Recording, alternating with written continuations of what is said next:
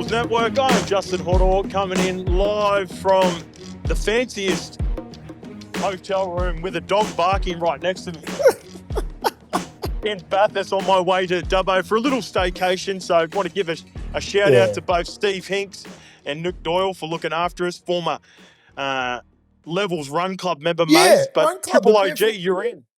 Oh, awesome. That's good. He's doing that, Nick. He's a good guy. He told me he's from Dubbo. He runs both zoos, doesn't he? So Nick used to, was a big part of Dubbo. I don't know what level he's at. Now he's at Taronga in Sydney. But Steve Hinks, who is Lukey's cousin, or cousin-in-law, actually runs the Dubbo one as well. So I'm going to be catching up with him as well. So I'm looking forward to a good afternoon here. We'll be quick with it. We'll get straight into it. Yeah. No resto bar for me, so people will be familiar with Eddie Simpson of Hello Sports fame. He's a Dubbo boy. There's a famous Indian restaurant up here, but we're having a staycation at Dubbo Zoo, so I'm unable to get there. How's the ankle, mate? How's the foot? What's happening? It's all right. I've had scans all week. I think it might be a little bit of I did a Liz Frank, remember in 2004? It's like, might be it's not a full rupture, but it's just like the top of the toe. I've been debilitated for the last 3 to 4 days. So today was the only time I got out of bed and I could actually sort of walk, put a little bit of pressure on it. So hopefully it's not that bad. Not going to whinge about it. I'll be right.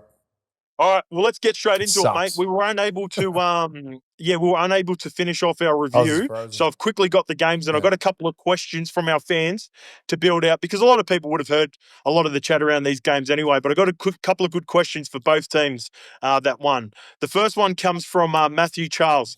Totally understand the cutoff. Hope to hear what you guys think about my Roosters pack.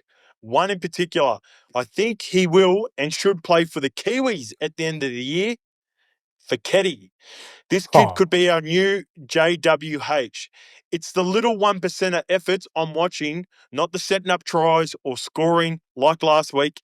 He gets in there and helps tackles, not quite complete, rather than running back his 10 metres. He also has beautiful technique in defence. I'm a bolted-on Roosters fan, but this team has given me confidence to think we are capable of making a run this year in the finals. Great show, lads. Great stats for Munster, also from Lukey, because we had a chat with Money. Love what a comment, Mace. Yeah. Mace, what a comment, and I love it. And this is what separated for me Jared Waerea-Hargreaves apart from some other. And you know what? Similar. Jared Waerea-Hargreaves, James Fisher-Harris, they do the little things that me and you can see being ex-players that Matthew Charles has picked up, the 1%ers. I think he's like those blokes are a different ball game. The 1%ers they do, but like this guy's got a higher skill set for Keddy. He has got a mad tip on. If I could give him, I could wind the clock back a little bit, it looks like a little Anthony Tupou. Oh, wow. You know what I mean? Like that skill set. He's got those beautiful hands. He hits like a truck. He's not overly sized, but can play in the middle. Hargreaves he fucking towers over this Footy kid, right? And those other guys, but like Toops was never that massive, but he was strong as an ox, man. Could hit. He had mad ball skills, plays in the middle, mad right foot. He can tip on. He could go out the back. Footy, no, they haven't even touched nowhere near his ceiling, right, on the game, because he hasn't played that many games. But I bet he's that dude at training that is rolling around like he's Sonny Bill and Anthony Tupou mixed into one. Do you know what I mean? But it's hard to put that, what you're doing at training, and put it on in the first grade on the field in first grade every week.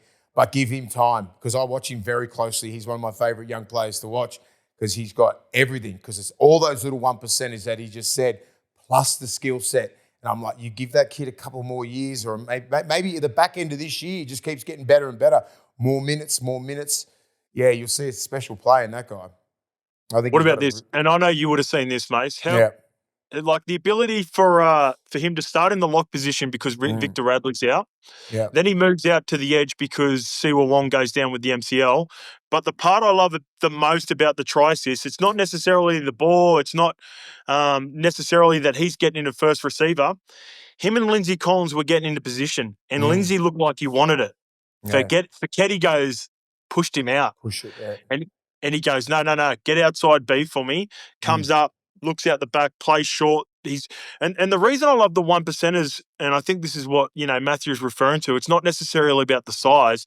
It's about the little things. It's about the kick pressure. It's about the, getting in and making sure the tackle's complete. And Jared and Fish both do that. And Fekete does that. For a young guy to have that in his game, it's so impressive. Straight away. Like it's like a sink or swim. He just swims straight away. Like some players can just do that. Like every level that he's been to, I don't think he's had a problem with being the best forward on the field or one of the best, right? Even as a junior, I remember coaching against him when he was playing SG ball or something like coming through. He just killed it. I was like, who's that kid? He's just way above everybody else. And some players come through the grades like that and they get the first grade, big stumble. Shit, I can't do that. I can't do what I'm doing in flag and SG ball, and the run sort of comes to a halt. They need to learn more little things that he's already learned. Little 1%ers will get him there. Plus a skill set, plus he's fit. He's got everything. He's the best up-and-coming young kid in the NRL, I reckon. Yeah, with regards to the forward position. Yeah, like look at him. Plays lock. You want to go to the right edge? Yep, right edge, left edge. Yep, play in the middle. So he's ticking all the boxes for me. And he hits hard, kick chases, does all these little things that you have to do now. Just say when I was playing, kick chase was not that important, right? You weren't like we would be screaming to play the fourth tackle, so we didn't have to kick chase. Yeah. Do you know what I mean? Now it's just It's more so for the stars of your ability, right? The big dogs, they don't really got to do the kick chase compared to now. It's like you've got to be the everybody, full package. mate. Everyone's got to do it. Everybody, like somebody, like look who takes the fourth play now. Usually on kickoff, on at the end of the sets, fullbacks. Yeah. So that you get a full complement of middle forwards and right forwards going down to smash the fullback or the winger. So it doesn't really matter if you can get a quick play the ball if you're a middle. No. Yeah. Your fullback's doing it. Quicker. Get out. So they've really taken that out of the game, which I love. These young kids are getting developed so good right now in all the pathways. Roosters, Bulldogs, every single club are putting so much work into it. You know why? Because Penrith showed the blueprint. Put your work into your youngsters, put the money into the pathways, and then let it grow, right? Let it grow. And then I think everybody's looked at that blueprint instead of trying to buy comps and doing all this kind of stuff. No, everyone's look at Penrith just did. They just developed 12 or 13 fucking Hall of Famers within 5 years. Right? Put the money and put the investment in. That's what Gus does, and that's what most clubs have gone. You know what? Yeah, that seems like about right.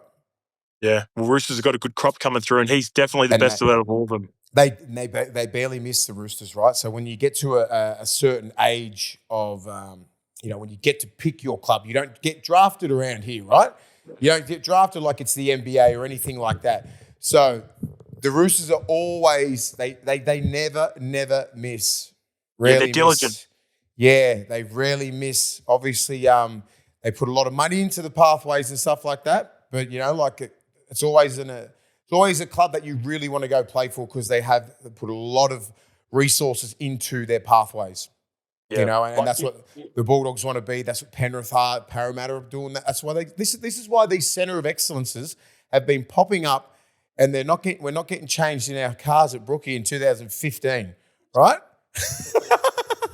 If you showed a kid what Manly was doing whilst winning comps, they would have went, get me the fuck out of here. I'm going somewhere else.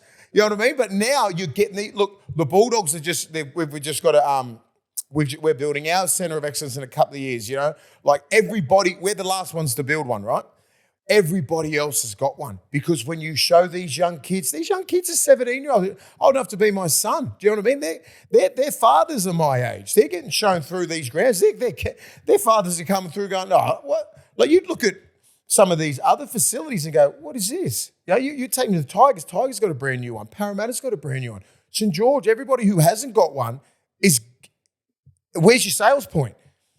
Where is it when you're trying to bring this kid from New Zealand or Rockhampton or somewhere like that or somewhere out of Australia, come down to our centre of excellence, show them through the Roosters. Go to Allianz Stadium. Go and have a look around Bondi. Go. Even the West Tigers one's impressive. Penrith, Broncos. Go look around there. I've been through those ones. Fucking very impressive. It would get me as a 17-year-old. 17-year-old me coming down to Belmore, loving hard work, and everyone had that mentality. Totally different generation now. Yeah, it is. Yeah, it is. Fuck that. I'm not getting changed out of my car. We won premierships, changing in there. Nah, gives a shit. I want fucking locker room like that. And I want, all the little bells and whistles that comes with all your recovery, because that's what it's all about now. Right? You need that. Speaking of players with sons, Tom Leroy La's son, Caden, played last week. He wasn't a part of the Cowboys. Todd Payton's going through a little recycle here at the Cowboys themselves, but this is a super disappointing loss after last week's thrashing as well, whilst all their origin players were missing. Now, no Robson and no Ruben Cotter, which I think, even Todd Payton said himself will benefit them for the long term rather than the interim, rather than the short term. But still, mate, 42-8 against a Roosters team that is still finding the feet, even though the Roosters are playing so much better than the Cowboys at this point of the year. Like, Roosters still had players backing up themselves, So that was bad. It's not good enough from the Cowboys. No, I didn't expect that. They're way off. They're very inconsistent. Ruben Cotter, shout out to Ruben Cotter. I think we missed him with the origin things. When we watched that game again, he was a fucking absolute dog. He was their best. He was their best. Awesome. He was outstanding. Anyway, back to North Queensland. They I don't know what's going on there. It just looks like the forwards I feel like their forwards are getting dominated very easily. The leg speed through the middle. Jordan McLean's getting, he's getting a little bit old. He's played a lot of games, 250 games. Griffith Neeb come off the bench, tried to spark it a little bit. No Robson, man. They're missing every time they miss Tomalolo. Yeah, it's Tomalolo, Cotter. If one of them are missing, they struggle. If both of them are missing, they're fucking no chance. I'm telling you. Yeah. It's a spiritual leader in Taumalo who'll get the best out of everybody because you just want to play for him. He doesn't say much. He's not that sort of leader. And same as Ruben Cotter. You know what I mean? As soon as you see those two not in the team, other teams just go, fucking good luck. Yeah, true. I reckon, and I reckon the Roosters are at that. I think everybody at the start went, Roosters have. They've still got that mentality. That's the Roosters of 10 games ago. Roosters are a whole fucking different team. They're here. They're fucking looking. They're looking to fucking sneakily grab a comp, right? Like everybody else is, because they know this comp's way up for grabs. We can stick together, no injuries. Teddy's on fire. Get Sam Walker back, maybe the back end of the year. Plan it like they did at the start. This fucking looks like it's coming into plan, right? Coming into fruition. I reckon evil plan at the start of the year. They won't. I'm not saying they're going to win it, but it's a totally different team. Yep. I reckon at about 5 weeks in, they had a couple of good wins. Robbo would have been, all right, top 8 would be awesome. Now their mindset's shifted. Now they want to make top 4. Yeah. And then they'll figure out in about 10 weeks where they're at going into finals, whether they are a top 4 team, because you do have to finish in the top 4 to win the comp. Yeah, I'm just trying to see what they're coming now with the ladder. They're 7th. 7th. They're 7th, mate. But on 18th, they're equal 5th. But that's a big wide jump. Open. Yeah, but open. Still a big jump. But it goes all the way down to like 13 or 14 too. Yeah. So I just think they're gone, okay, top 8.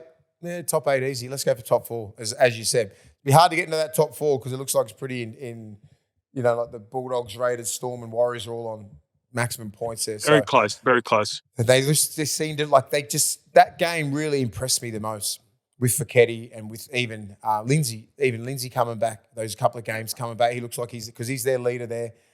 Spencer Lenu. I saw that collision on Channel 9, 100% footy with Spencer and him in Origin. And Lindsay Collins. We'll go over that. I want to ask you a question. I only just saw it slowly for the first time fucking yesterday.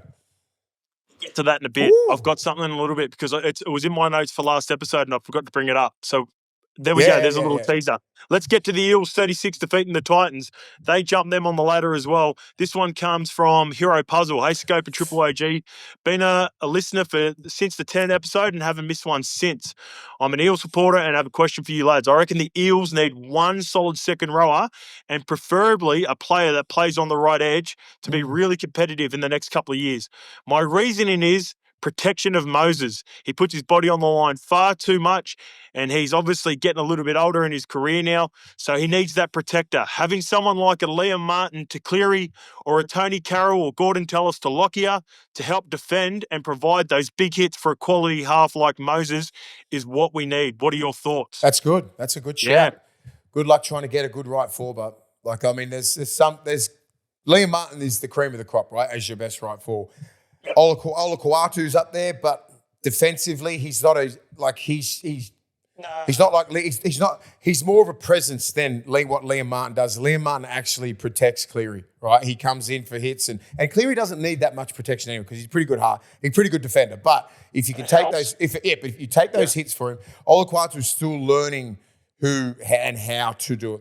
They barely run at that edge that much. When they do, they isolate the three-man one-on-one, right? And it's usually who? It's Brooks on that side, or is it Ches? Is it? No, for Manly. Manly. But Olakuatu's like a different, he's an enforcer. He's an enforcer, but he's not a protector. You know, he does it. I'm He does looking it at defensive types. Yeah, I'm trying to think, and who else? Like Hudson Young's a good left side one. I reckon he's a really good protector on the left. Crichton's a left side one as well. You know, can they switch to the right? No, I don't think so. They play too much. They could if you wanted to, but there's no real genuine right side proper defensive player out there that could protect Moses at the moment. Yeah, I'm on the market. I'm just saying there are some out there, but that's a good shout because he does need protection from himself because he's only started to be a good defender the last 4 or 5 years. Yeah, right, and he's getting banged up. And he's getting banged up. He's not the biggest of builds, right, as well. So he does put his head there, and he's willing to do that. Sometimes you just need to back off a little bit.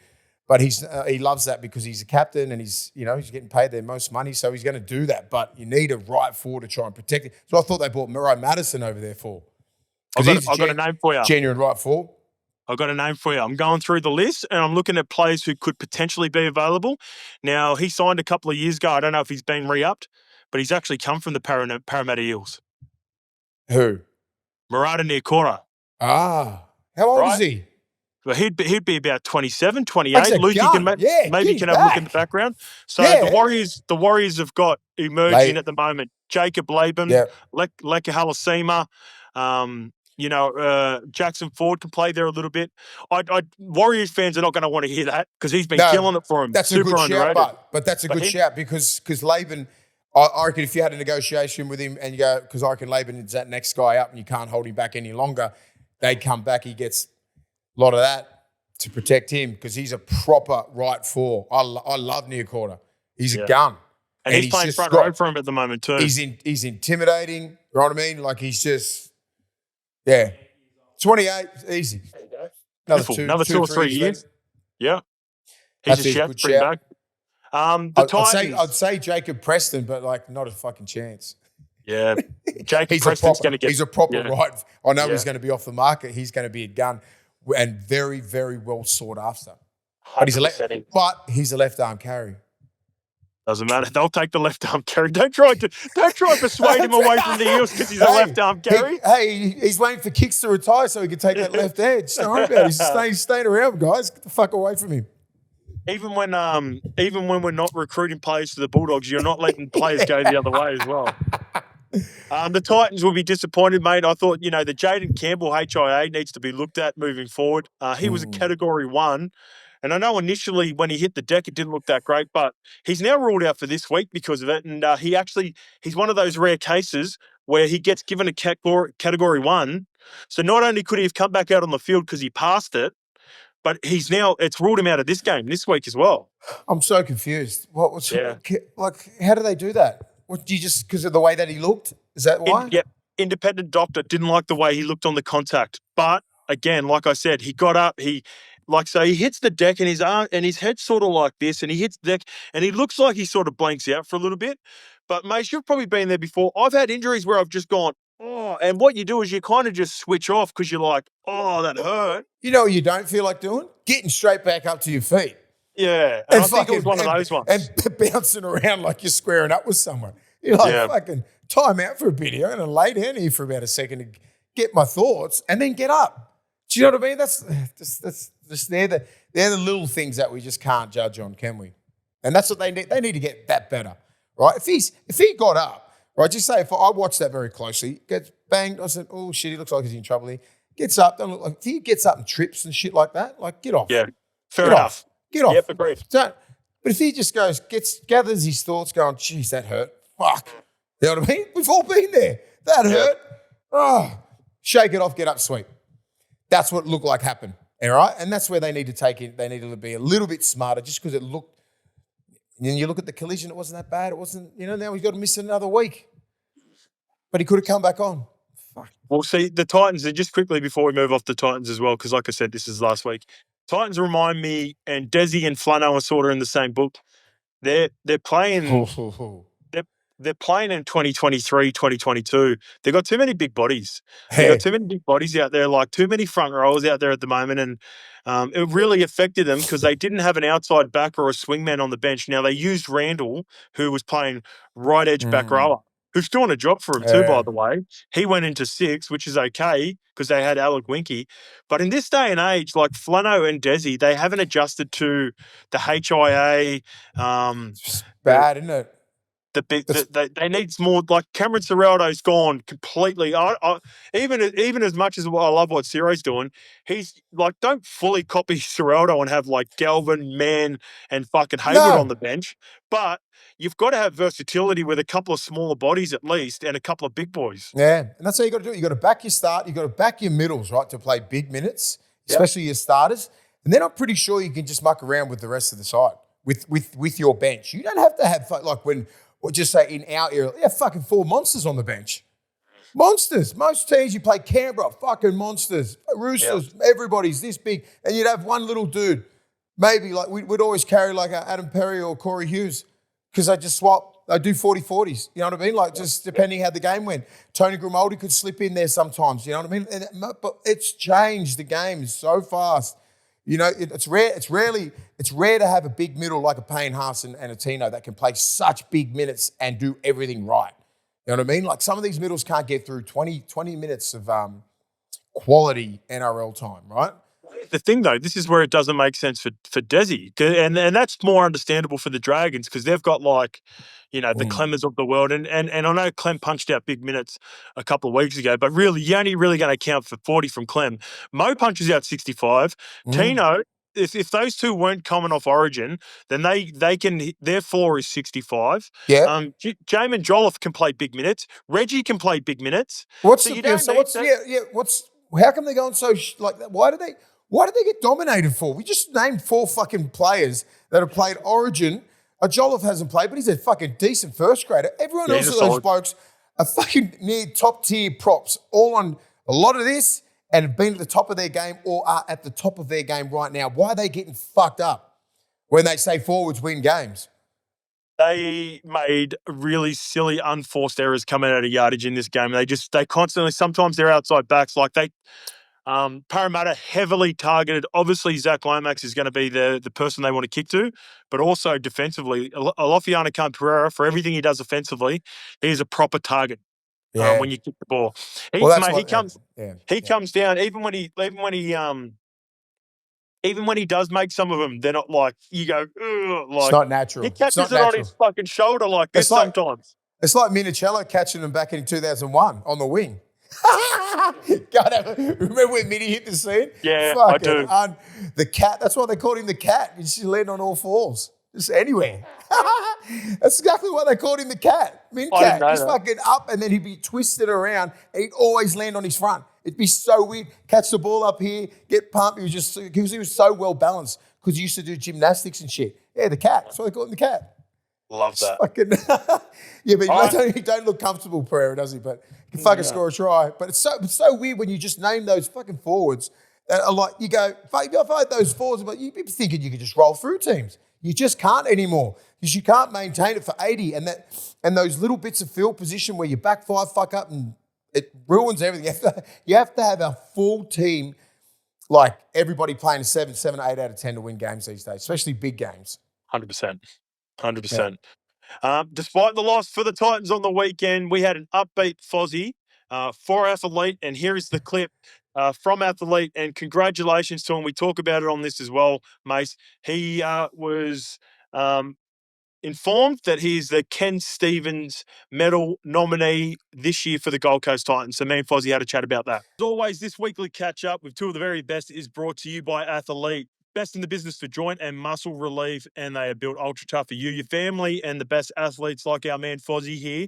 Lukey is going to share a link a little bit different this week. So what we're going to do moving forward is Lukey is going to chuck the link in the bio. What we need you to do as fans, as consumers of this great pod is go on, let us know in 50 words or less your favorite play from a team or player from the round coming up. And then the winners will be announced next week. We're going to have 3 winners for the performance and recovery pack. So that's the new format moving forward. We're really appreciative of all the gang at Athlete, and we're very appreciative of our man Fozzie for joining us. How you going, brother? I'm going good, thanks, Ozzy. How are you?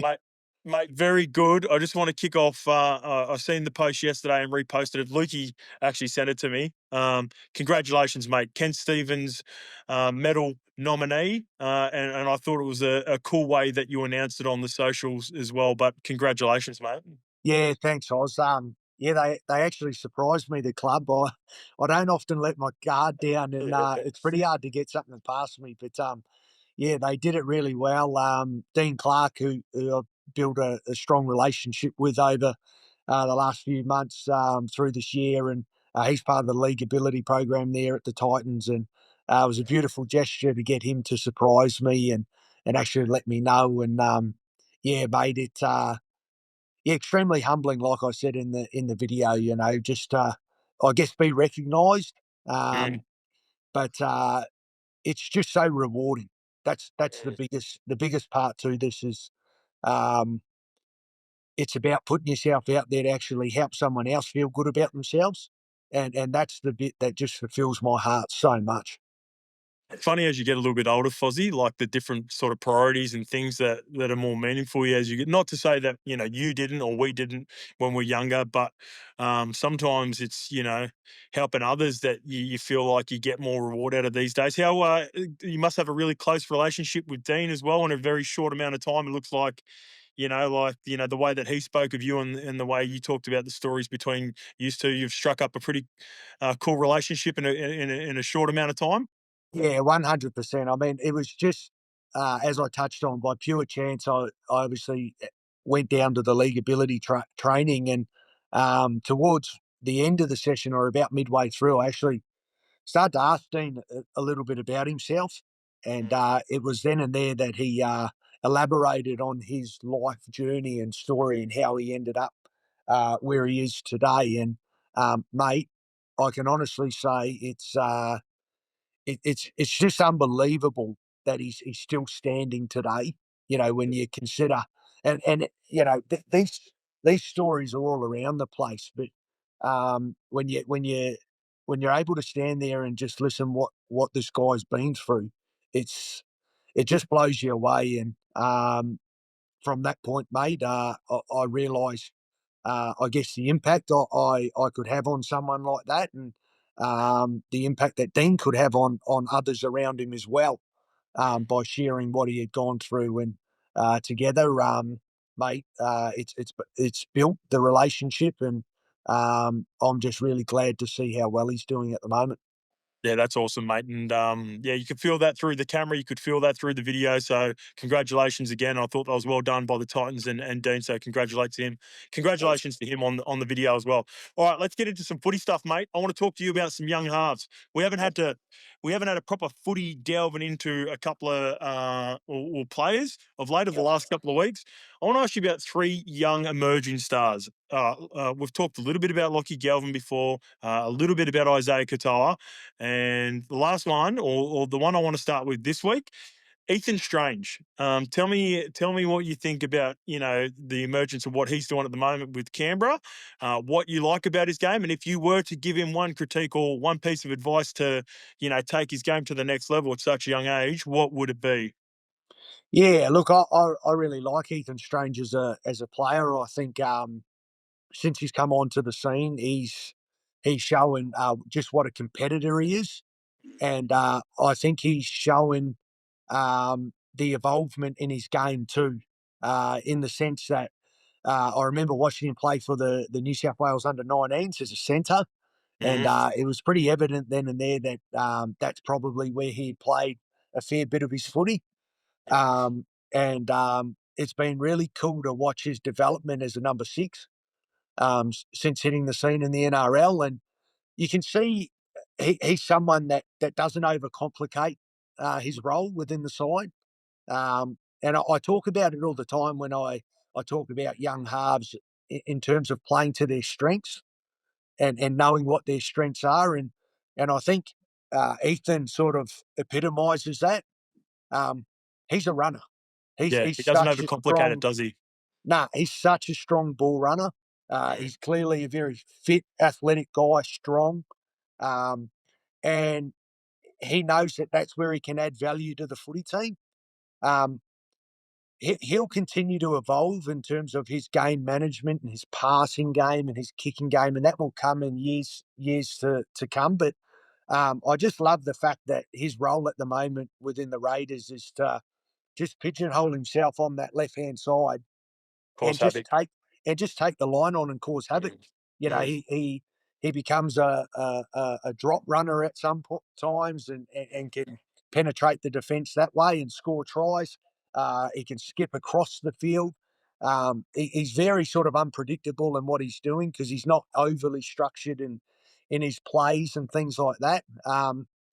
But yeah, I love what he's doing. I think it works perfectly for the Raiders' spine at the moment. You know, you've got Fogarty there that controls the team, does the kicking, does the game management, and Ethan just plays to his strengths, which is taking the line on and running the footy. And as you've seen him this year, he's very strong at doing that, and he's hard to handle. You had a couple of sneaky games at centres early on in your career, didn't you, Fozzie? Like Sticky did that to him last year. You know, he started off in the 6. I think you're a little bit different, right? Was your first ever game in the was your first ever game in the centres? It was at 6. No, it was at 6, but actually I played 9 first grade games for the rest of the year, and I chopped and changed with Jamie Lyon. And I wasn't too dissimilar to Ethan. Like I'd played the majority of my junior footy in the outside backs, and I'd only sort of transitioned into the halves as a 16, 17-year-old. So I was still relatively new to learning that. And I remember Desi saying to me, mate, with a guy like Jamie Lyon, who's a world class centre, but he can also play 5'8". He said, just don't put the pressure on yourself to always play in the 6. During games you can sort of transition in and out of centre and 5'8", and it was a great learning for me. Yeah, no, it's if he can develop into his and he's going to be accelerated next year too, by the way, with Jamal Fogarty. You mentioned that he's moving on next year, so he's going to be accelerated into more of, I guess, some more added responsibility for sure. He strikes me as a really humble kid and a driven young guy, and I think that he'll have no problem in evolving his game and learning the finer arts of ball playing and playmaking in the NRL. What about the next one, Lockie Galvin? He's in a unique situation now with obviously moving on from the Tigers and going to the Dogs, where at last year he was he had so much responsibility. Jerome come and took a little bit off him at the start of the year, and then he makes the change. He's now at the Bulldogs in an interchange role. Pros, cons to that sort of development for kids who've thrust into it. Do you think that will free him up a little bit more? Or how do you see that playing out for the Dogs with Lockie Galvin coming off the bench? Yeah, I think it's an interesting one, but I can also see the merit in it. I love what Sexton and Burton have done so far this year, and I think it would be really, cruel in a way to shift, Sexton at this point of the season. I think he's done a really, um, admirable job of sort of leading the Dogs around and getting them to the position that they're in the competition. So I can see what Serraldo's doing there. And I think it's making Lockie earn that role as well. He's still a young guy, and he's still developing as a player. Obviously, he's an exceptional, talented footballer. But I think just looking from the outside, I think Serraldo's sort of making him earn that spot. He's going to add a lot to their footy team. Like Sure when you think about the fact that you can start with Sexton and Burton and then bring Lockie into either a halves role, or you can bring them into just a roving 13 role in the middle of the field. They're positionless at the Bulldogs, aren't they? Like no one's guaranteed a spot. It's like they can play everywhere. It looks that way, and Lockie's that sort of player. I don't reckon you need to pigeonhole him on either side of the field either. I think he could be just as dangerous, just linking up on through the middle of the field and on the left and right hand side. So, I think it's going to work itself out naturally, as they, I guess, progress through the back end of the season. But, geez, it makes them a more dangerous side with him in it. There's no doubt just about the cover. that. Even just the cover, right? If Yeah. anything was to happen, then you got so much flexibility in their roster. So much. What about the last one, mate? And I saved him for last because I've seen some really good judges and some really good halves, most notably Joey, Freddie, Matty and Cooper of the Cronk variety on Fox. Just everyone's just absolutely frothing about Isaiah Qatar at the moment. Have you had a chance to go up against Isaiah recently and watch him? He feels like he is at this point of his career probably the most complete out of the three right now. Yeah, I'd agree with you there for sure. When you combine his kicking game, his defence, and then his ball playing, I think he ticks all those boxes at an elite level for such a young guy at the moment. Um, he's he's playing with a tempo that's different to everyone else at the moment, and you know he would admit himself he's probably not the fastest of halves, and I think this is the bit that makes him such an elite ball player compared to the other halves in the game at the moment. His age is he doesn't have that that explosive speed to sort of penetrate a gap. So he's learnt the deep arts of deception in order to create that space for himself. And I think that's why he's playing with a tempo that's so far, elite to what everyone else is doing at the moment.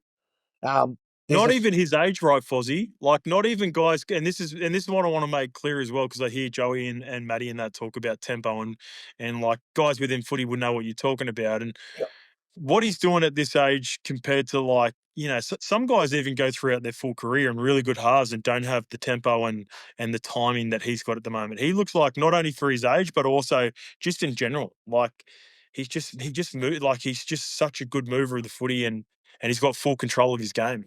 Yeah, there's a number of things you can look at in his game, but I've sort of been thinking about it since obviously he's been a hot topic of conversation. But it's really interesting because you're playing against defensive lines at the moment where everyone's sort of up and out, and there's a lot of inside pressure from your middle forwards and your foremen to try and get your halves to play early. And a lot of halves at the moment probably feel like they're being squashed a little bit sideways. But he's squaring everyone up super well at the moment, and as I said, that's to do with his tempo and his deception. Like So just quickly on that, Fozzie, because I want to get to that bit. So is that making halves play earlier? They're feeling that pressure. They're playing earlier. They're not digging in the line. He's still being able to manipulate them, even though he knows they're coming.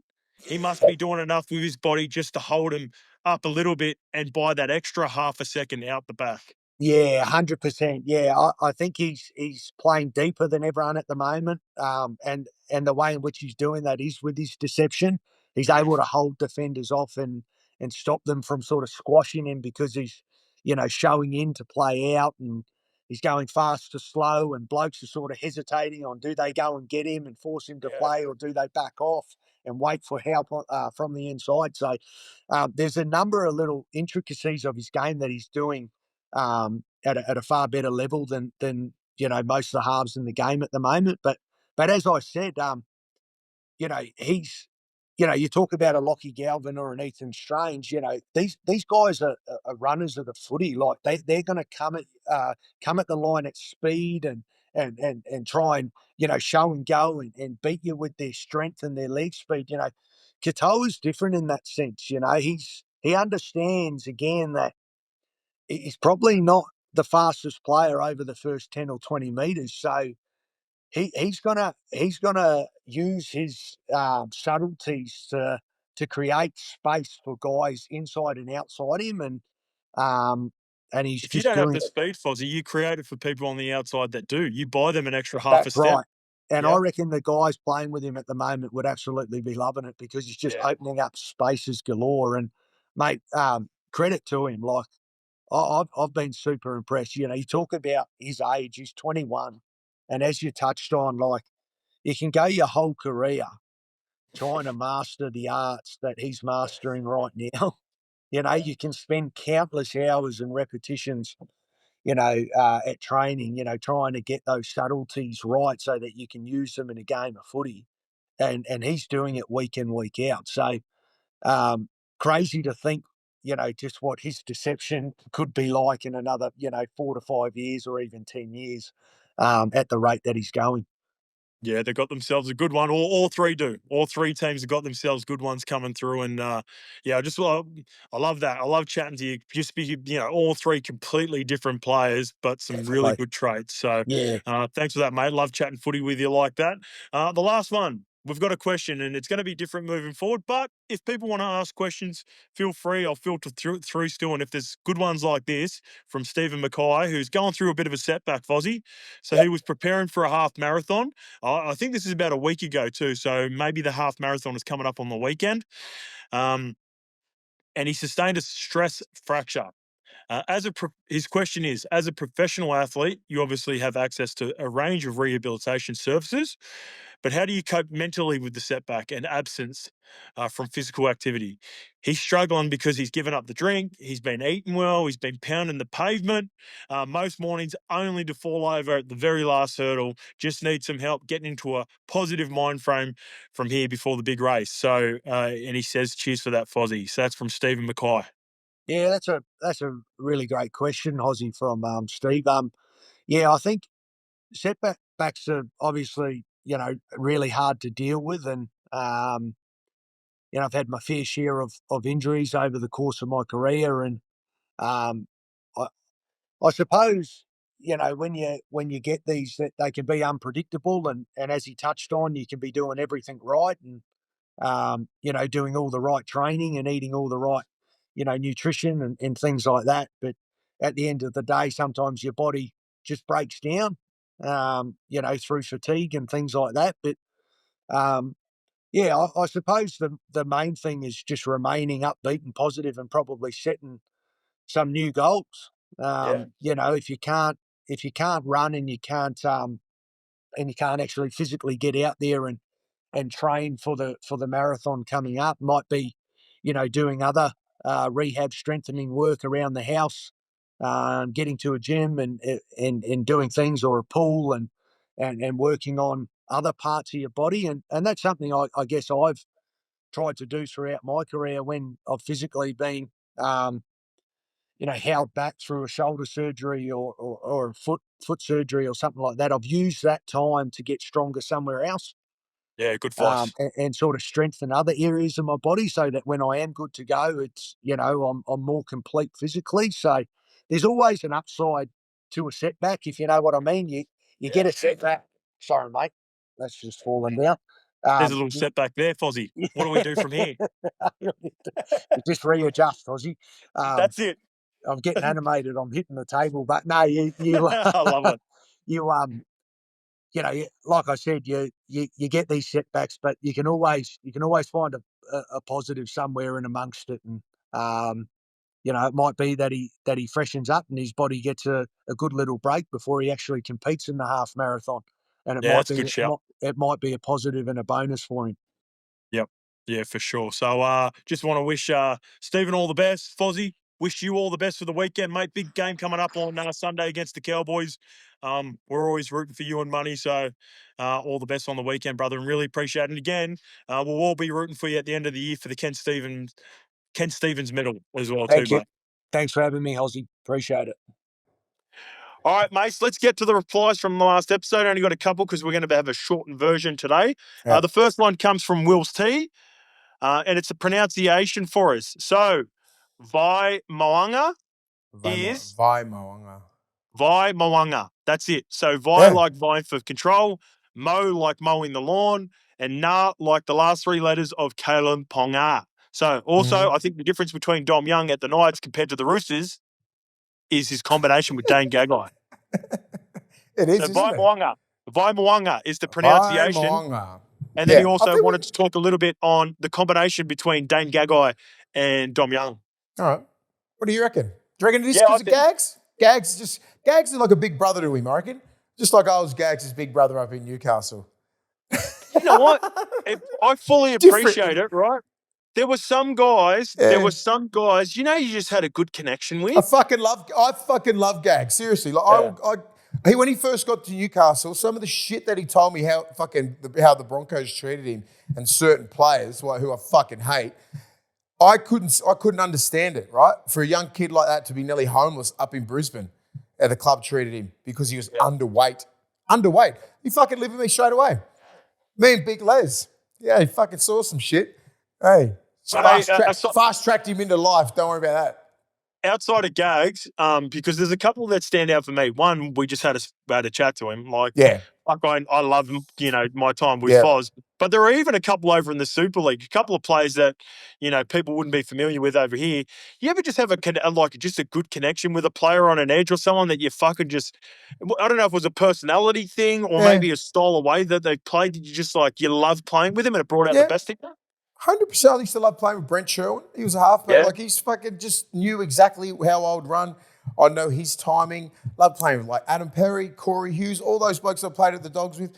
Love playing with I love playing with Gags. When I was up there in Newcastle, we was there for 3 years, so it was a good little combinations out there. It was so I can see why Dom Young would gravitate back to Newcastle after his little tenure in Bondi. You know, so you have those little combinations. Even with front rows, I love playing with Ogre, right? Because when you play, I played over 200 games with Ogre, right? So, but Ogre's an obvious one. Is there anyone else? No, it's not. Because you know what the fuck? Yeah, but no, I don't really.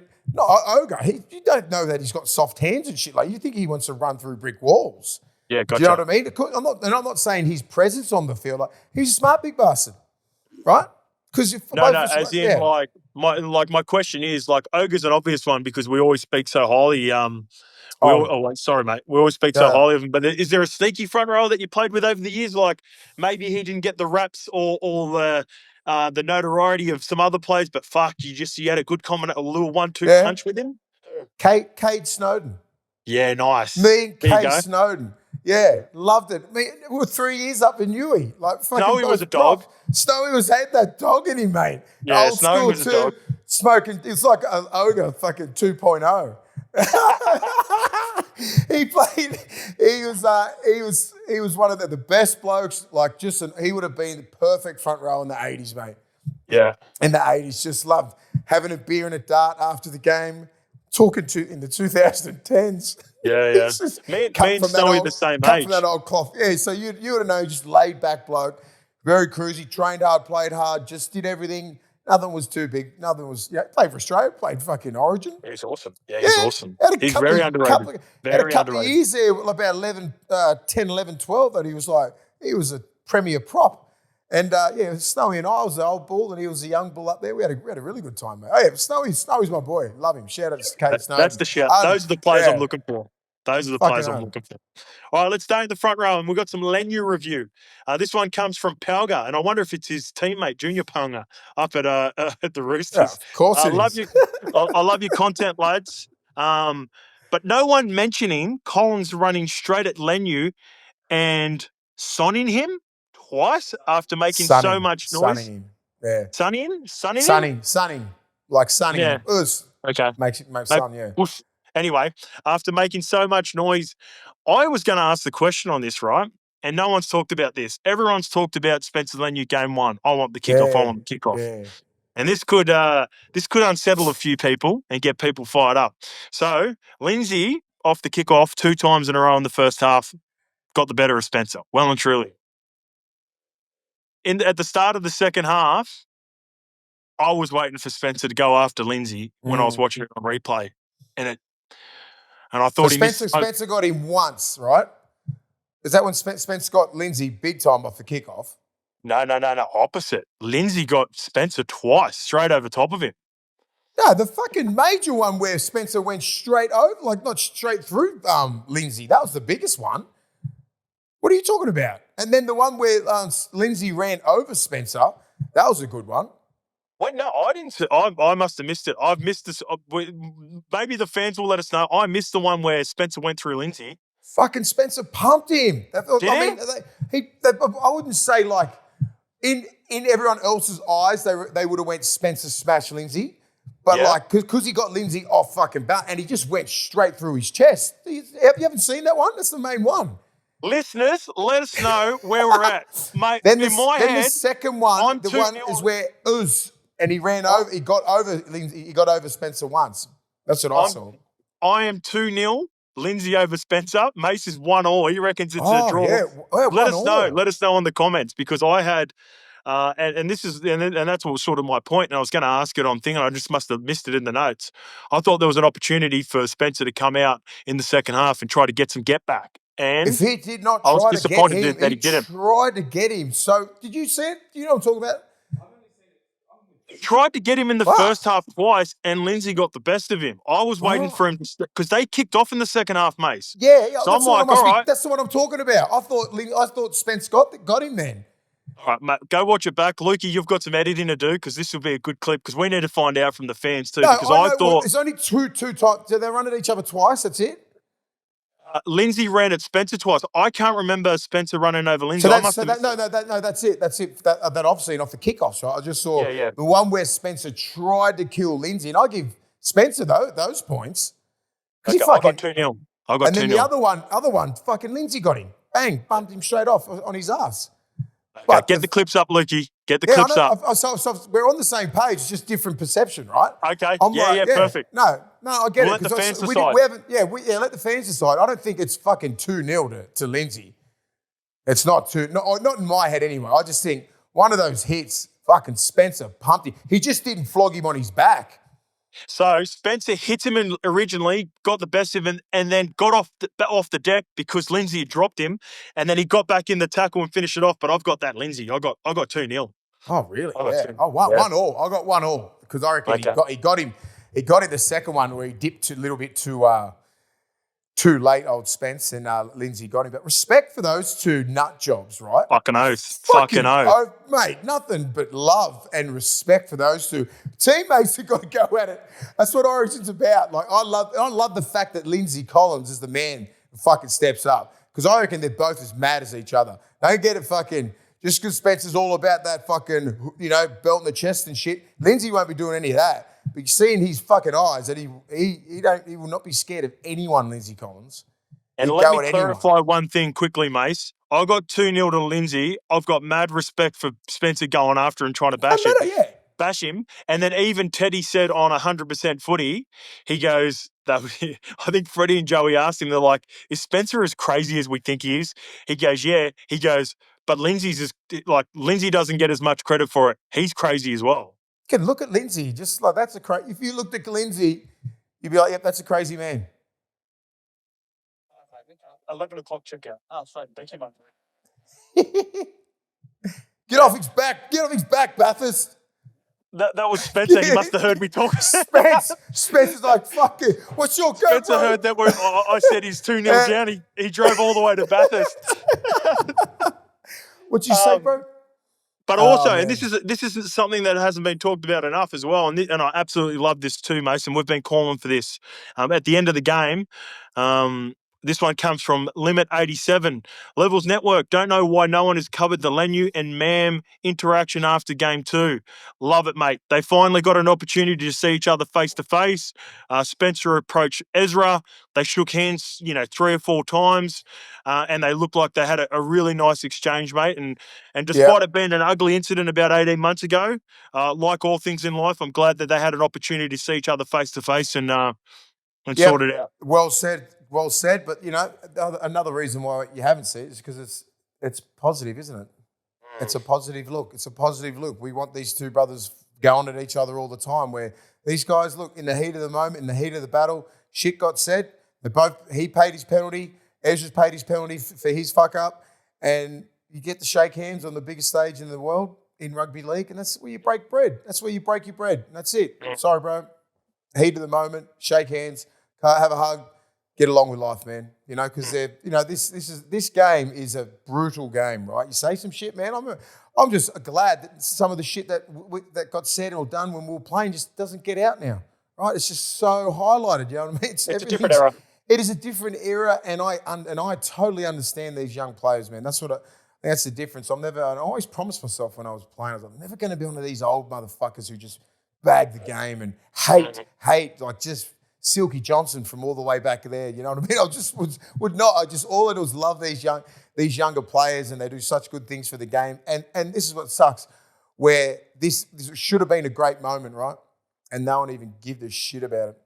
Well, great point, mate, and credit to Michael Shamus, because he's the one where I seen the original article. Yeah. Shamus broke it. Shamus put it out there. But the reconciliation and the chat got nowhere near the amount of publicity.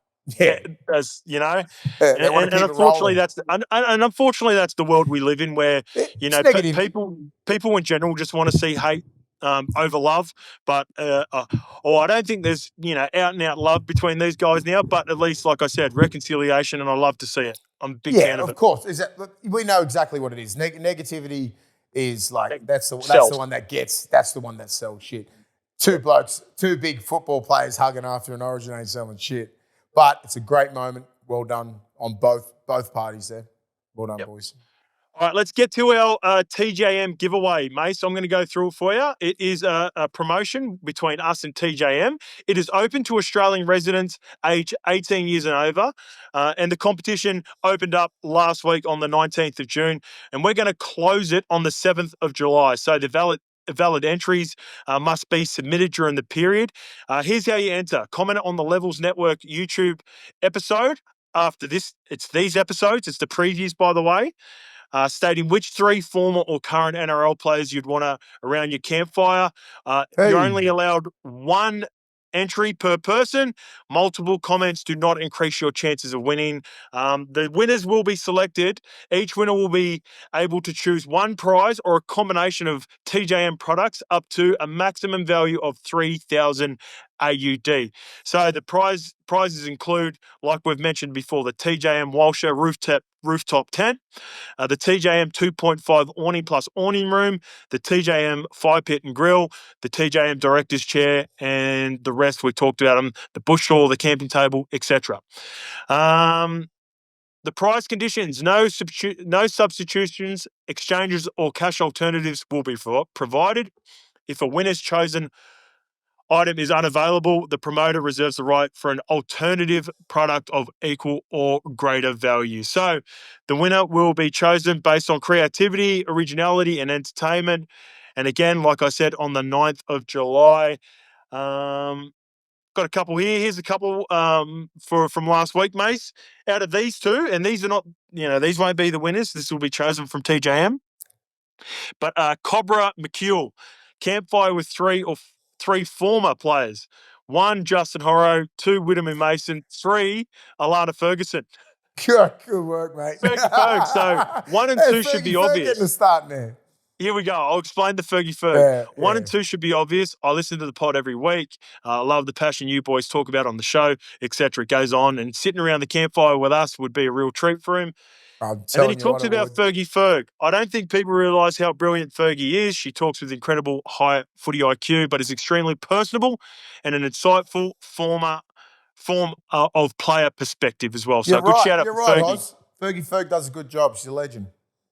And this one comes from, all right, here we go. This is a good one. Hey boys, this is from Jake Hotch. Hey boys, my campfire trio would consist of Shawnee J of Shawnee Johnson, due to his impeccable chat and analysis. The second would be Chico Sigiaro to sort out a gun feed and crack jokes. Chico. He's a really good cook too, Chico. And the last one The last one would be James Fisher-Harris, and that would be to sort out problematic characters. If anyone try to fuck with us, the fish ain't having it. So I like that one. And he's listening all the way from Hawaii. I love that. I love the thought process. So do I. Segi Horo, Sean Johnson, and Fish. They don't know each other at all, apart from obviously SJ and Fish. What a combination. Oh, what a it's combination. A good combo. We won't spend much time on this. We won't spend much time on this because we've talked about it a lot in the last couple of episodes, but it looks like Ashley Klein will get game 3. New South Wales officials will reportedly meet with the NRL this week. This was on sort of Monday or Tuesday, and I think this is from Buzz. It is. Veteran reporter Phil Rothfield revealed on Sky Sports Radio that Klein is clearly superior in just about every category that the NRL uses to assess its referees. Listen to these KPIs, mate. Systems look at the play the ball speed, decision-making, communication, game understanding, accuracy, communication with the officials, consistency, identifying ruck infringement, positioning, game management, ruck communication, positioning. Got positioning in there a couple of times. And fitness and endurance. So, Ash he's got the fitness and endurance over him. Please. Game 3. He takes plays off, that's why. Let's move on. Comes in third man all the time. That's enough. That's enough. Ash Klein bashing. Who cares? Yeah, I don't give a shit. Let's get to the game. For sure, I reckon he'll be better in game 3 anyway. He has to be because it's been too much blowback. All right, let's get to it. This is the late mail for round 7 as well. We got a huge game kicking it off tonight. Panthers versus Bulldogs, 7:50 p.m. at CommBank Stadium. Nathan Cleary should take place in the team. The playmaker just needs to get through captain's run yesterday. It hasn't been. Let me see if that's been fully updated because that's the only game that we can see that's been. Can have the game off, mate. Yeah, he's still on the team. Brad Schneider's on the bench, though. Paul Alamotti is part of the extended. All right, so, that's confirmed that – no, well, not confirmed, but it's a huge chance that Nathan plays. If not, Schneider's on the bench. Penrith's other 4 players are set to back up as well, with Isaiah Papali'i starting in the back row for Scotty Sorensen, who's suspended. As for the Bulldogs, Jacob Carraz returns on the wing. Lockie Galvin shifts to the bench. Critter will go back to the centres. Matty Burton 5'8", Max King in the prop position, and Kurt Mann is in the 14 jersey. Mace, this is I was gonna swear because it deserves it. Huge game. Oh, it's a fucking massive game. Hey. The Prince should just have one game off. Come on, we need you for game 3, buddy. Prince, can we just have one game off? Do you reckon? We need him for game 3. I know. And this is me. I don't care if he's playing the Bulldogs or not. Like. Yeah, shit. How'd you tell even through the fucking camera phone? Oh, please stop! You don't care that it's the Bulldogs. No, I actually want him to see. I want to see him play. I want to see him get him through a whole game, win, lose or draw. I want to see him get through the whole game, get into Origin camp. The decider too, don't you? Yeah, I want him in the decider, but I want to see him get through a whole game and then fucking win, lose or draw, and then get us the shield back. No, retain the shield. I mean, retain the shield. You know what I mean? We just need him back there. I don't want to go through. Just say this bullshit of if he just say he has this week off, this means that he's obviously under a cloud, right? He's obviously under a cloud anyway. But then it's fucking carried on through the whole week of Origin, all that sort of shit. You know what I mean? I think he wants to play just so he doesn't have that cloud. Of course, he's going to have the first 3 or 4 days off of training. Take it easy, mate. Get through it. Just get through this game because I think he wants to get through this game and dominate it as well. That's the sort of kid that's how he's built. Well, like we talked about on Monday, Mace, we talked about I'm expecting a huge response from the players that sat out against the Warriors, and I think they front-loaded. And I know the Bulldogs players, had the bye, and they're coming off a bye, and Critter and that will be pumped as well. It's different. But I like the Panthers in this game. It's different. Yeah. It's a fucking. This will be the litmus test for the Panthers. They'll be looking at this going, all right, if you're number 1, we're coming. We'll see how you go now. Here we go. And for you guys, Mace, if the Bulldogs are able to win this game, for me, this will... If they win this game, despite Penrith being 8 with a full deck of cards, I think they could jump into their own tier. Like I've got them with Canberra and the Storm. I can't split those three teams depending on week to week. But I think they jump those two teams as the most consistent if they beat this full deck of cards. I mean, I know it's no Scotty Sorensen, and that's going to be a huge out. But Penrith have got all their Origin stars back. Yeah, and they're on a run, and they're making their run now. And everyone thought they were going to break down during Origin, right, and lose a couple of games, and really that would separate them from making a run to come back down to 14th, 15th. They found themselves in eighth position, playing against the Bulldogs, who they fucking, that's a rivalry there that's just been built because of the last couple of years of us taking players that, I get it. If I was a Panthers player, I'm fucking angry. And I'm looking for some sort of get back. And the get back is the only way you get back is if you win. That's it. You've got to win. You've got to win. And all your guns have got to play. They took care of it last week. One of the best wins that they had all year, I reckon, against the Warriors that over there with nobody. That is ridiculous how they did that. Now they got everybody. Now it's Thursday night. Big lights, big games, sold out CommBank, fucking sun shining, beautiful day. Oh, it's going to be a cracker, man. I can't wait. This will be a real test for us too. We're going, are we the real deal? These fuckers are coming at us with a full deck of cards looking at us going, this is the game. This could turn our season around. There's a lot riding on this game. A lot riding on it. And the tab can't split it as well, mate. They've got Penrith slight favourites at a $2.15. The Bulldogs are $1.70 underdogs, but it's not like playing at Penrith Stadium. It's at CommBank. It's a different type of stadium, and the line is 2.5. So it's basically a coin flip. Yeah. You're on the Dogs. I'm on the Panthers. All right, let's get to Friday night. We have the Manly Seagulls versus the West Tigers. Before we just chat about that, I just wanted to get your thoughts. I seen Turbo had his interview on 100% Footy. We both had a watch of it. By the way, I feel like there's been more drama on 100% Footy than there has been on NRL 360 this year. Like you think I think they're taking over. You better step your game up, Buzz. The DCE story, Turbo coming on with basically getting an interrogation from Uncle Gus. You had the Shamus and Gus explosion. Like 100% Footy have had some drama on it this year. I don't mind it. And I see little flicks on my phone and everything like that. So I was just like, okay, at least it's entertaining, right? Shams having a crack at super entertaining. I don't know, even with the DCE, and now I saw Turbo. Good questions. These are really good questions. Really fucking articulate questions that the actual public want to know about. The part that I took out of it, and I absolutely loved, you could tell Turbo, I was going to say pissed off. He's highly frustrated that he's been moved from the position, and I love it. Even though I've been calling for it, right, and we've been talking about this for a while, he's a champion player. He's at his best. He is one of the best fullbacks of all time. So I understand the frustration, and I love that there was a tough conversation to move him to the centres. And I hope there's a response from the team off the back of it. I hope he reacts well. He's, I think a couple of weeks ago, you mentioned that we're really great friends. It's a little bit different to me and Ches. Me and Ches were the same age group. Tommy and Jakey were younger, even though we were a part of the team. I loved it. I loved the boys, but I wasn't super close with them. I've more been watching them more from an outsider looking in over the last couple of years.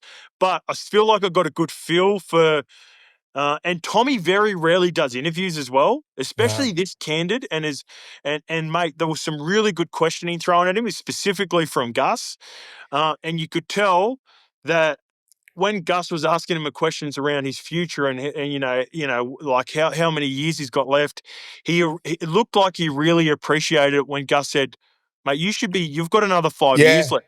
Get the body right. And he did, because you can see him tighten up before it, because you had his body language. You went like that when Gus asked that question, how many years you reckon you got in him? Because he's very relaxed with the Shamus and Brace and, those guys, because they're just journos, more or less, and you see the old bloke on the end there not even fucking paying attention, right?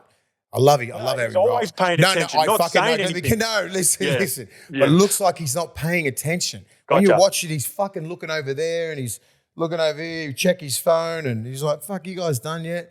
And then just waited, right? So because Turbo was in a pretty good place there, they put him in a pretty good place, just ticky-tack questions, journo questions. He respects everybody, right? But it's not fucking Gus. And Gus just hits you with a couple of little ones. Bang. bang, bang, and then jab, jab, jab, and then fucking overhand right. How many years you got left in you? It's a very fucking blatant question, which reality hits him when he goes, how old are you now? 28. How long you got left? And that would have went, and when you are 28, I've been 28, you've been 28, you're like, how fucking long do I have left? You should have 6 years. And then you can see him tighten up a little bit. And then like this is all about Gus giving him his flowers. You know, these are the years that we should be talking about you. This is about the journey, about getting through this. And then the last 4 or 5 years, we start talking about how he pivoted and did this, this, and this. And that's what he said. He goes, thanks. It was a genuine thank you, Gus. That means a lot. You know what I mean? That's fucking great journalism. Now, that's a great show. Just quickly, that also represents for me as well. I think he's been feeling the pressure, and he even admitted that. He even admitted he's never been on a fucking national televised place like that, getting fucking asked questions from that. You know, then Gal's a former player. Gal's like, he's toured with him. He's just his boy, right? Feels comfortable with Gal. It's his boy. You played Origin with him. You know, he's your Origin captain. Respect, nothing but respect. And you got the other two, like James Bracey's just a host. Then you got Shams, just a journo. Then you got that guy, the Godfather. You know, and then it's like, it was handled beautifully. You know, it wasn't a setup. It wasn't anything to ambush him. It was, and I think maybe at the start when Gus was asking him how long he got, and he got really sort of, his body language was defensive, then it sort of opened back up, and he's like, thanks, Gus. You know, like that means a lot. I might have 5 more years in me. You know what I mean? I think he would have went out there bouncing out of that fucking interview. So I reckon it's one of the most candid, sort of honest interviews I've seen, because the fact that Turbo doesn't do many interviews, and it was done beautifully. All right, so let's get to the game on the weekend. Yeah, I really enjoyed the interview, and Tommy is set to line up in the centres. Lehigh Hopewadi will start at fullback. Ruben Garrick goes to the wing. Tommy Talau remains on the left wing, whilst Jason Saab. Which side is Turbo? Right side? I believe it's going to be right, but it's not confirmed because Tolu Cola's been playing left all year. So I'm assuming. Yeah, he's been killing it too, Cola. I'm assuming Turbo goes right. Ruben Garrick goes to right wing. No guarantees, but this is just the assumptions. Tommy Talau should go to the left wing because Saab's the player dropping out. So I'm assuming Garrick just goes to right to fill where Saab was. Yeah. Lachlan Croker's been ruled out. He had a concussion at training. So Jazz Tavanga goes to starting hooker. Jake Simpkin comes on to the bench. As for the West Tigers, Jerome Luai is set to shift to 5'8". Jerome Buller injured his hamstring right at the end of that game against the Canberra Raiders. So Heath Mason will go to fullback. Latu Fainu steps into the number 7 jersey, which is interesting, with Jerome going back to the 6 with Latu in the team. And Tony Suka is the new name on the bench. Tab have Manly $1.47 favourites, Mace. West Tigers are $2.70, and the line is 6.5. My little nephew, Heath Mason's been going all right, hasn't he? At 6. Mate. He goes good. My little nephew. He goes good. He's going all right. This is a game that fucking just makes if you're a Manly fan and a supporter, you're like, I don't know who's going to win this, because they can come out and just absolutely belt some team and then just play so awful. But I don't see him getting beat by the Tigers. I can't. Where's this at? Sorry. It's at 4 points. Fuck it. No. It's Manly all the way. I like the way Tigers are playing, but I like the way they're playing. They're attacking, they're hit, and I like their defense. They're not known for defense, Tigers. Yeah, no, they've been ripping in, mate. Really ripping in. I've got Manly head-to-head. I have your little cousin Heath Mason to score a try. I think he's going to be thereabouts, mate. He's a goer. He just pops up everywhere for the West Tigers when he's at fullback. And I got Tolu Kola. I think there's going to be – he's actually a full-pint specialist. He does really well when he plays at home. And there's going to be a whole lot of traffic in and around Turbo, so maybe Kola has some joy on the opposite side away from where I'd assume that Tigers would be locked in on everything that Turbo's doing this week. Yep. I think you can get that for $14 too, by the way, through the tab. Yeah, I don't see Manly getting beat. They've got too much to ride. They're still sitting where? Like in that sort of bunched up area where they're probably like 6th, 7th, 8th, 9th, 10th, 11th or 12th. Yeah. They need to win. They need to win this game. I think they're 9th. Stick with that pack there. And games of 4 pints are special. You know, like Friday night as well. Be packed, beautiful night, and they'll get it. I think they'll get it. With zero confidence, I'm saying this. Yeah, zero. So you can see me smirking. This is where I think I'm going to have a separate play on this. I might even go a couple of singles, maybe $10 each on both of these. I'm going to have $10 on Manly 13+, and I'm going to have $10 on Tigers 13+. That says a lot about both teams, doesn't it? Yeah, it's like it could get chaotic. They could fuck up heavily in some way, and then whoever's on top they could pump them. Like I can't see a close, gritty game for some reason. I can see. It's not going to be gritty. It's like I can see either of the teams fucking up and losing their shit. I think it'd be a tough game. Like obviously every NRL is a tough game, but I always look at Manly and go, they've just got about 3 or 4 guns that are way better than the opposition. Like Olakwatu can destroy you. DCE can still fuck you up. And, Turbo and Cola. Those guys can just get you from anywhere. I'm worried about Fanua Pole and Terrell May through the middle. I think they're going to go hard. Yeah. Yep. All right, let's get to the next game. Knights versus Raiders, Friday, 8 p.m. This is at Newcastle, McDonald's Jones Stadium. They got a couple of big ends, mate. So Jacob Saifiti is on track to play. Greg Marzou is also in the mix. That really unfortunate injury to Fletcher Sharp. I reckon he's going to probably miss the season, mate. That looked like a nasty injury. He got out of his knee. Yeah. No. Fletcher Sharp, he had the lacerations to his kidney from landing on the ball. Originally, people thought it was HIA. He was in hospital for 3 days. He's got lacerations to his kidney, so that brings in Jackson Hastings into the halves, and Matt Croker is shifted to the bench. Sticky's going to stick with the same team that beat West Tigers 1-17. Except for Hudson Young. He's been rested. He's got a little groin complaint, so Noah Martin will play his second game of NRL. Your man Simi Sasangi comes into the starting lineup. The Tab have Newcastle $2.70 underdogs at home. The Canberra Raiders are $1.47. It's exactly the same line, but flipped with the home and away teams from the previous game. Plus 6.5, minus 6.5. Yeah, Knights have to win this game. They have to, but I just don't have faith in them. I just don't have faith, especially with Hastings in there. Canberra. Okay, Canberra I'm on Canberra. I just think Canberra. They do not give a shit where they're travelling anywhere. This could be in New Zealand, could be anywhere. They're one of the best road teams in the comp. Sure, it's good playing up in Newcastle on a Friday. Yeah, I'm just getting Canberra's. So Canberra had their first bye on the weekend. They're going to get quick succession. They've only had one. Yeah, so Ricky's going to get them to front load into the Knights this weekend, and then they get a home game against the Dragons, and they get another bye. So yeah, Ricky's going to have them up for this game. I've got the Raiders winning this game, and I wouldn't be surprised if this is another blowout as well. Actually, I like the Raiders. Yeah. All right, let's get to the Broncos versus Warriors on Saturdays, 3 p.m. This game's at Suncorp. This is really intriguing. So. Late changes are unlikely at this stage, with Michael Maguire looking to stick with the same 17 that defeated the Sharks. As for the Warriors, Rocco Berry is listed and he's on track to return from injury, whilst Kurt Capewell will play this week as well in the back row after being rested for the game against the Panthers last week. An ankle injury to Dallin Martinez-Lesniak sees Ed Cotsey come onto the wing. Can the Broncos continue the red-hot form, Mace? The Tab reckon... they reckon so. So they reckon so. They think so. $1.55 to the Brisbane Broncos, $2.45 underdogs are the Warriors away, and the line is 5.5. Broncos, Wars. Broncos, Wars. Where you going? This is the game where the Broncos are sitting 5th, right? Yep. On 18 points, Warriors are 24. To bridge that gap, they want a top 4 spot. They've got to win this game. Pause. This is the perfect example of how close this competition. It was the end of the world for the Broncos 2 weeks ago. Coming 5th. Mate, it was the end of the world. Sack Madge, it's not working. Fucking change the lineup. Culture, train too hard. 2 wins, they're in 5th. And they have a great opportunity to have a 4-point swing on the Warriors. Yeah, I wouldn't want to be playing the Broncos right now. So the Warriors are coming over here.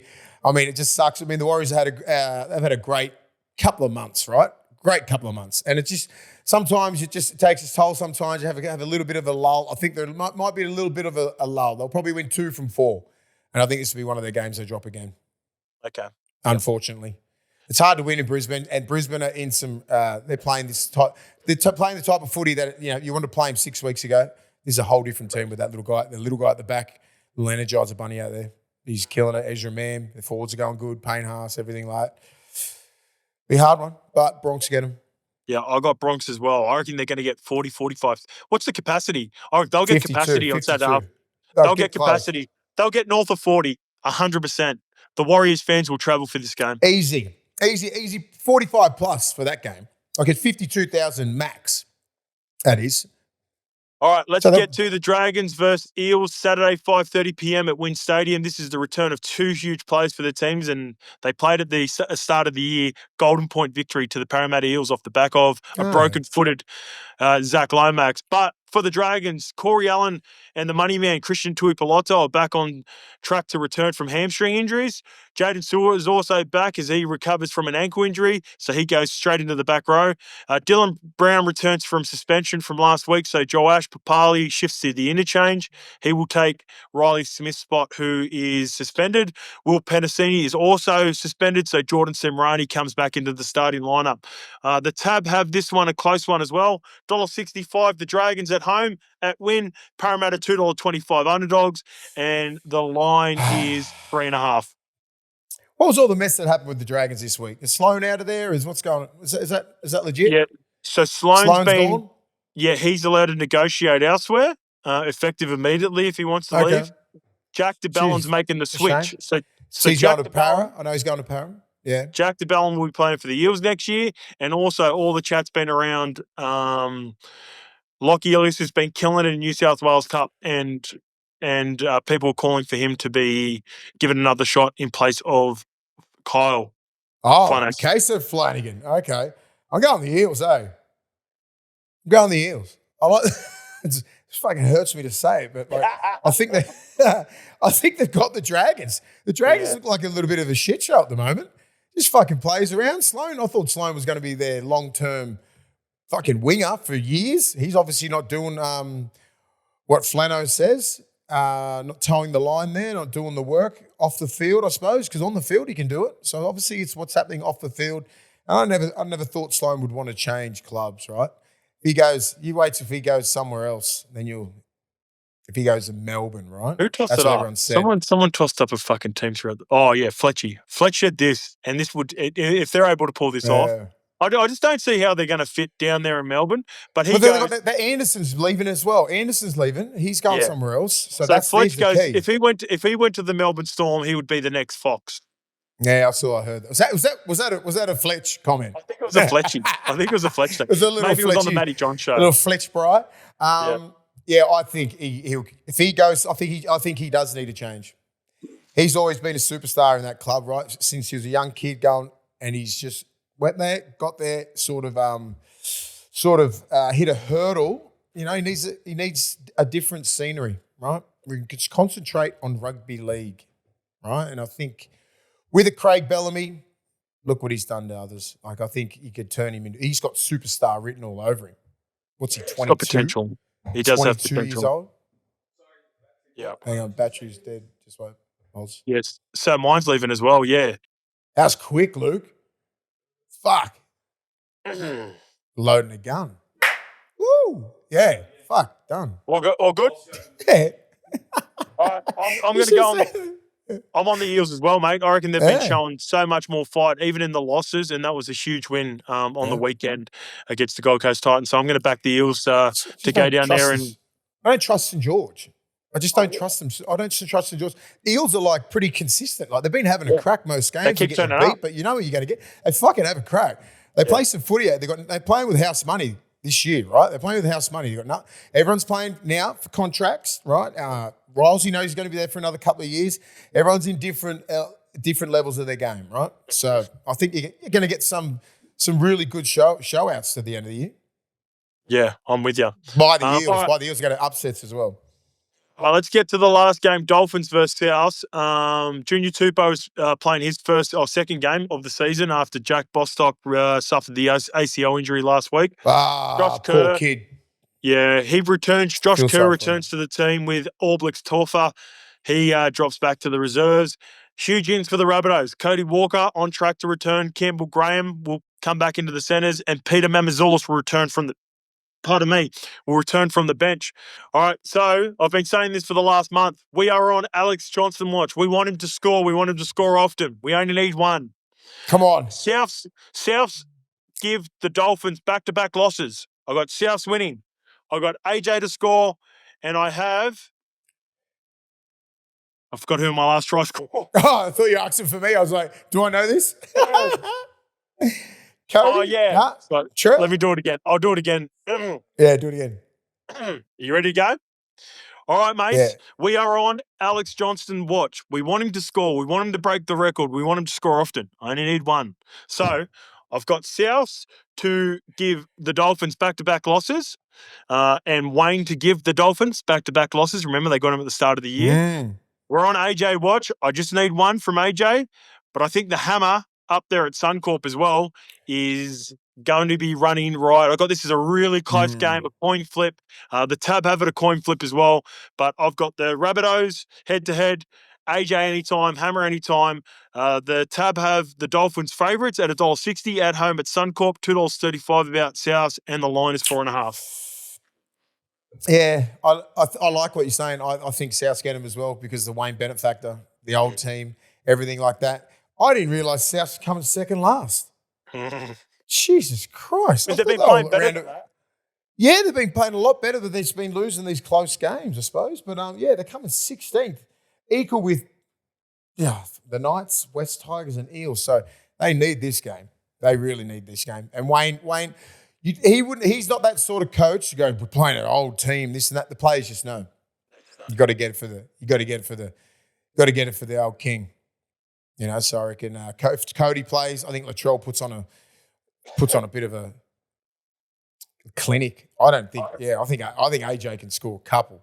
I think we're going to see a Latrell and Hammer clinic, but in completely different ways. Maybe we see another 3 tries from Latrell, and maybe we see a couple of tries from Hammer.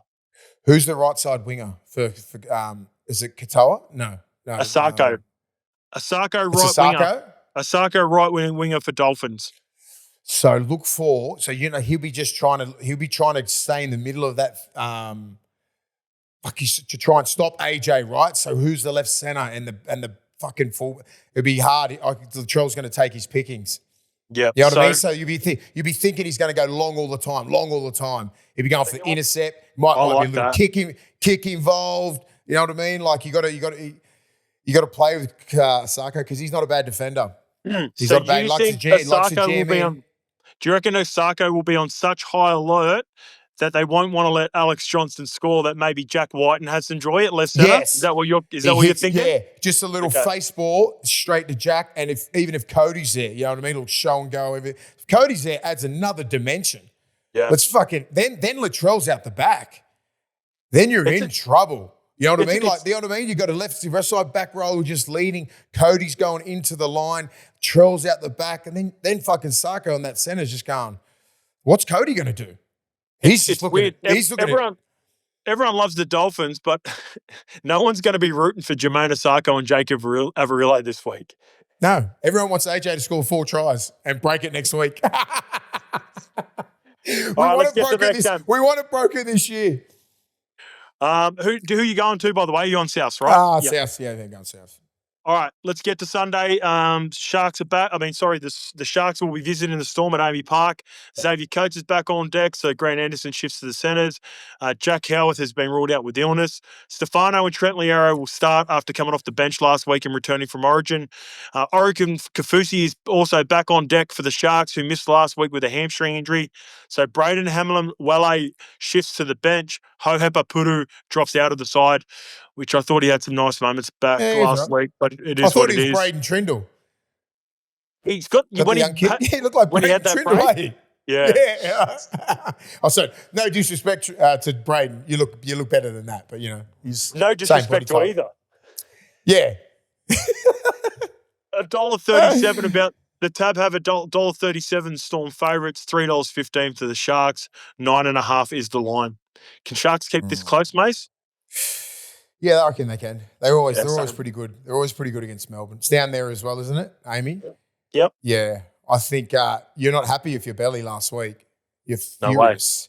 Floppy. Furious. And I suppose, and they always react. They react after a shitty, even if it's a shitty win, they react. So Sharks are going to be the benefactor of that and lose.